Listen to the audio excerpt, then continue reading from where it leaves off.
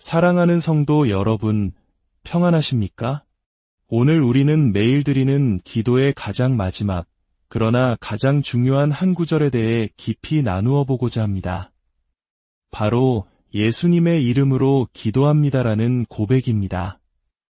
이 영상을 통해 주님의 이름을 부르는 권세가 얼마나 위대한지 깨닫는 은혜가 있기를 소망합니다. 잠시 시간을 내어 이 채널을 구독하고 좋아요를 눌러주신다면 더 많은 영혼에게 이 귀한 복음의 메시지를 전하는 귀한 동역에 동참하시게 됩니다. 하나님의 말씀을 널리 퍼뜨리는 여러분의 그 손길 위에 하늘의 놀라운 축복이 가득하기를 기도합니다. 우리는 너무나 자연스럽게 기도를 마칠 때 예수님의 이름으로 라는 말을 덧붙입니다. 마치 기도의 마침표처럼 당연한 순서처럼 여기지요. 하지만 혹시 아십니까? 우리 중 많은 이들이 그 고백을 하는 순간 바로 그 앞에서 간절히 아뢰었던 모든 기도의 능력을 스스로 소멸시켜 버릴 때가 있다는 사실을 말입니다. 왜냐하면 그 고백이 진정한 믿음에서 나온 것이 아니라 단지 형식적인 구호에 그쳐 그분의 이름을 허락 없이 도용한 위조 서류와 같았기 때문입니다. 그러나 반대로 이 구절은 기도에서 가장 중요하고 강력한 힘을 지닌 열쇠입니다. 여러분이 예수님의 이름으로 기도를 마칠 때 그 기도가 응답받을지 아닐지가 결정됩니다. 예수님께서는 친히 놀라운 약속을 하셨습니다. 내 이름으로 무엇이든지 내게 구하면 내가 행하리라. 그런데 우리 모두의 삶을 돌아보면 수없이 그분의 이름을 불렀음에도 불구하고 구한 것을 얻지 못했던 경험이 있지 않습니까? 오늘 우리가 함께 살펴볼 것은 바로 이것입니다. 우리는 과연 그분의 이름을 합법적으로 사용해왔는가, 아니면 불법적으로 사용해왔는가? 예수님의 이름이 가진 권세를 합법적으로 사용하는지, 그렇지 않은지에 따라 하늘의 문이 열리기도 하고 굳게 닫히기도 하기 때문입니다. 오늘 이 말씀을 마음 깊이 붙잡으신다면 여러분은 이전과는 전혀 다른 차원의 기도 응답을 경험하게 될 것입니다.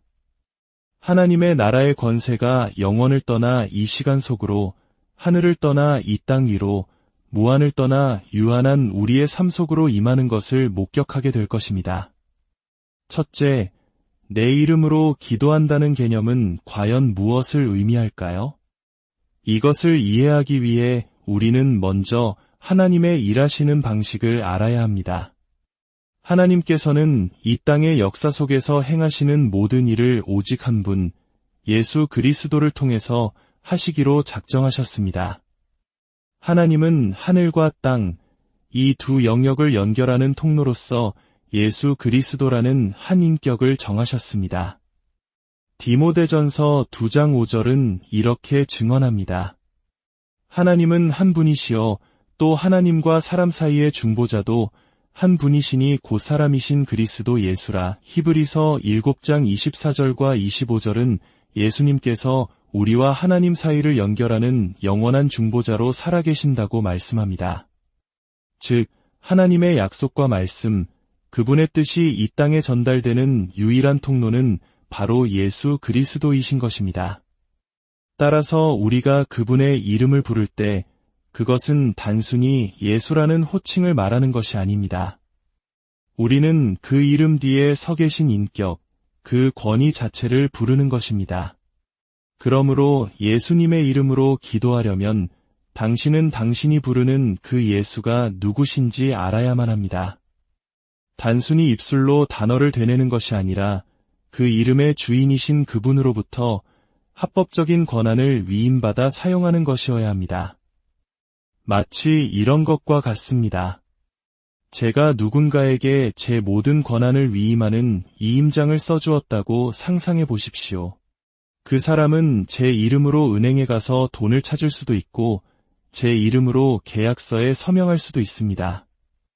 하지만 그 권한은 제멋대로 자신의 이익을 위해 사용하라고 준 것이 아닙니다. 오직 저의 뜻과 저의 이익을 위해서만 사용해야 합니다. 만약 그가 위임받은 권한을 가지고 자신의 욕심을 채우려 한다면 저는 즉시 그 위임장을 무효로 하고 권한을 회수할 것입니다. 예수님의 이름의 권세도 마찬가지입니다. 주님은 우리에게 그분의 이름을 사용할 권한을 주셨지만 그것은 우리가 그분의 뜻에 따라 그 권한을 사용할 때에만 유효합니다. 만약 우리가 아들의 뜻과 상관없이, 즉 예수님의 지지 없이 아버지 하나님께 기도한다면 그 기도는 아무런 힘이 없습니다. 하지만 여기 놀라운 복음이 있습니다. 하나님 아버지는 아들 예수 그리스도의 간구를 단 한 번도 거절하신 적이 없다는 사실입니다. 성경 전체를 통틀어 아버지가 아들의 기도를 외면하신 적은 딱 한 번뿐이었습니다. 바로 십자가 위에서 우리의 모든 죄를 짊어지셨을 때입니다. 나의 하나님, 나의 하나님, 어찌하여 나를 버리셨나이까. 그때 아버지는 우리의 죄 때문에 아들을 외면하셨습니다. 그러나 그것은 단 한 번뿐이었고 다시는 그런 일이 없을 것입니다. 이것이 무엇을 의미합니까? 당신이 드리는 기도가 예수님께서 드리는 기도와 일치하기만 한다면 그 기도는 반드시 응답받는다는 뜻입니다. 아버지는 아들의 기도를 항상 들으시기 때문입니다. 그러므로 문제는 우리가 예수님의 이름으로라는 말을 했느냐가 아니라 우리의 기도가 정말로 예수님의 뜻과 일치하는 권한을 위임받은 기도였느냐 하는 것입니다. 둘째, 그렇다면 그분의 이름을 합법적으로 하나님의 나라의 권세를 가지고 사용하기 위한 전제 조건은 무엇일까요? 그것은 바로 완전한 굴복입니다. 로마서 14장 8절과 9절은 말씀합니다. 이를 위하여 그리스도께서 죽었다가 다시 살아나셨으니 곧 죽은 자와 산 자의 주가 되려 하심이라. 예수님께서 죽으시고 부활하신 이유는 우리 삶의 일부가 아닌 전부의 주인이 되시기 위함이었습니다. 단지 주일 아침뿐만이 아니라 월요일부터 토요일까지 잠자는 순간과 깨어있는 모든 순간 당신의 삶 모든 영역의 주인이 되길 원하십니다. 물론 우리는 완벽하지 않습니다. 하지만 주님은 우리의 마음가짐, 삶의 방향이 온전히 그분을 향하기를 원하십니다. 만약 당신이 파트타임 크리스천으로 살아간다면 풀타임으로 역사하시는 기도의 응답을 기대해서는 안 됩니다. 주님은 완전한 굴복을 요구하십니다. 누가복음 6장 46절은 충격적으로 묻습니다. 너희는 나를 불러 주여 주여 하면서도 어찌하여 내가 말하는 것을 행하지 아니하느냐. 다시 말해 입으로는 주님이라 부르면서 삶으로는 반역할 수 없다는 것입니다. 주님이라고 부르는 순간 이제 당신은 나의 주인이시며 나는 당신의 종입니다. 내 취향이나 생각과 상관없이 당신의 말씀에 순종하겠습니다라는 고백이 따라와야 합니다. 수많은 기도가 응답받지 못하는 이유는 바로 이 주 되심의 부재 때문입니다. 골로새서 3장 17절은 명확하게 선포합니다. 또 무엇을 하든지 말에나 일에나 다 주 예수의 이름으로 하고 그를 힘입어 하나님 아버지께 감사하라. 당신의 말 한마디, 행동 하나하나 그 모든 것을 주 예수의 이름으로 할 때, 즉 그분의 통치 아래 둘 때 기도의 문이 열리는 것입니다. 고린도전서 6장 19절과 20절의 말씀을 들어보십시오. 아마 마음이 불편할 수도 있지만 반드시 들어야 하는 말씀입니다. 너희는 너희 자신의 것이 아니라 값으로 산 것이 되었으니 그렇습니다. 당신은 당신 자신의 주인이 아닙니다. 예수 그리스도의 핏값으로 사신받은 주님의 소유입니다. 너무나 많은 그리스도인들이 여전히 자기 자신이 삶의 주인인 것처럼 살아가는 것이 문제입니다. 만약 당신이 당신의 주인이라면 주님은 당신의 주인이 될 수 없습니다. 그리고 주님이 당신의 주인이 아니라면 왜 주님께 기도합니까? 차라리 당신 자신에게 기도해야지요. 당신이 당신 삶의 소유권을 온전히 주님께 내어드릴 때 비로소 당신은 하늘의 권세를 사용하는 기도에 접근할 수 있게 됩니다. 골로새서는 이어서 남편의 삶, 자녀의 삶, 아버지의 삶, 그리고 직장에서의 삶까지 모든 영역에서 주님의 주되심을 인정하라고 말합니다. 직장에서 상사를 위해 일하는 것이 아니라 그 너머에 계신 주님을 섬기는 마음으로 일하라고 가르칩니다. 주님은 당신의 가정, 당신의 시간, 당신의 돈, 당신의 직장, 당신의 모든 것을 소유하기 원하십니다. 기억하십시오. 더 많이 굴복할수록 더 많은 하늘의 역사를 보게 될 것입니다. 셋째, 이 권세는 어떻게 실제로 작동하는가? 그것은 친밀함을 통해 작동합니다. 하나님 아버지와 아들 예수님은 너무나 사랑하고 친밀한 관계이시기에 서로의 뜻을 거스르는 법이 없으십니다. 주님은 우리 또한 그분과 그런 친밀한 관계가 되기를 원하십니다.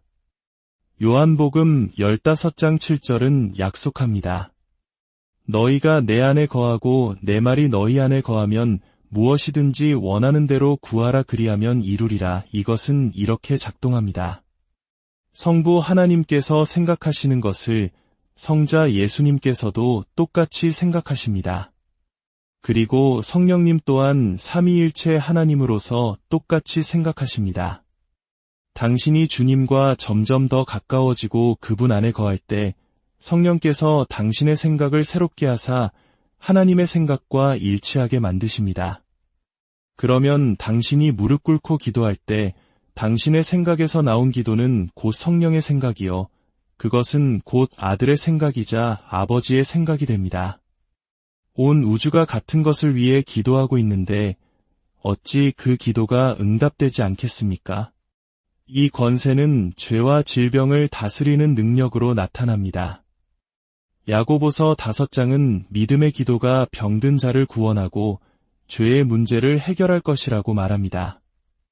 많은 경우 우리는 영적인 문제는 그대로 둔 채 육적인 문제만 해결해달라고 기도합니다. 하나님, 제 죄는 건드리지 마시고 돈만 주십시오.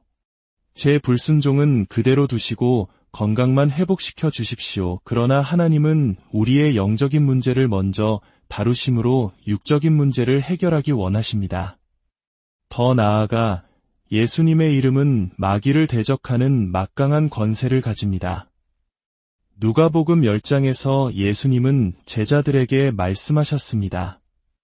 내가 너희에게 뱀과 정갈을 밟으며 원수의 모든 능력을 제어할 권능을 주었으니 악한 영들이 당신을 짓밟은 것이 아니라 당신이 그들을 짓밟고 다스릴 권세를 받았다는 것입니다. 하지만 이 권세에는 무서운 경고가 따릅니다. 사도행전 19장에는 스게와의 7 아들 이야기가 나옵니다. 그들은 바울이 예수의 이름으로 귀신을 쫓아내는 것을 보고 자기들도 그 이름을 마법 주문처럼 사용하려 했습니다.